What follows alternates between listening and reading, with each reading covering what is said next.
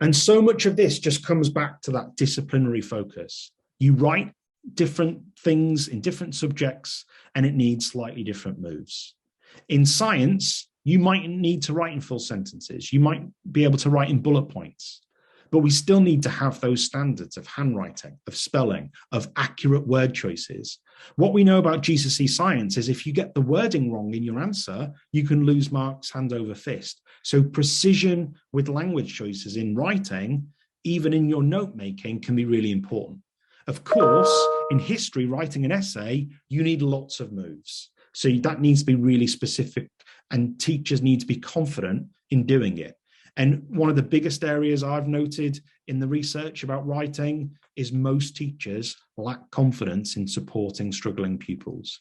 So what supports are in place for teachers to build this expertise? Picking up on your point earlier, Lisa, this is about, okay, where's that subject expertise? Who are the teachers in the history department who are really confident building up children's writing, scaffolding it? Where's some approaches we can use across school, but where's those subject-specific ones too? So let's just give an example of art, for example. Art, design, they're often not thought of the subject where writing is done. You know, we think, don't we, painting, drawing, talking, but not writing. And yet, what you're expected to do well in art, in drama, in these creative subjects, practical subjects, design, technology, is lots of writing. And we need to burrow down to that and be specific. So you're expected to demonstrate critical understanding, refine your work, adapt your annotation, record your ideas, where you got them from. Yes, some of that will be in picture form, but also you're expected to write notes. And maybe you got a few spelling errors. That's not going to transform your writing. But actually, both pupils and examiners make judgments about children's writing because of their accuracy. So it does matter in science notes, in art annotation as well.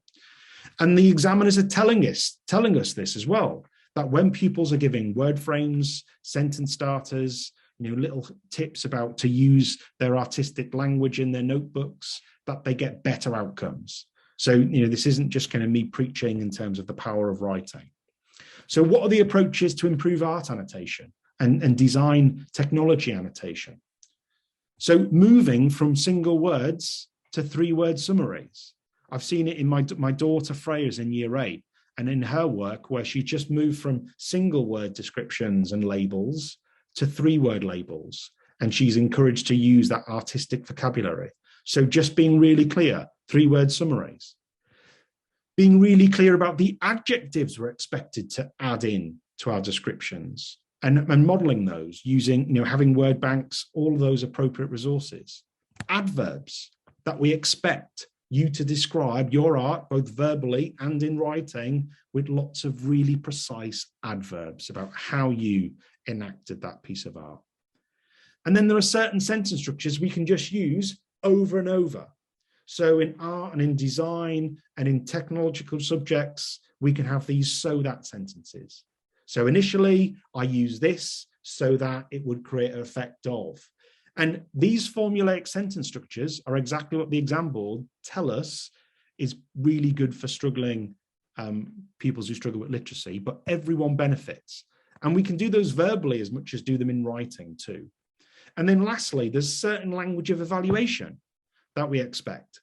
So this isn't just about, being an amazing at painting or designing pictures. You've got to have these writing skills in every subject area. So can we be this precise in each area about the moves in the writing game?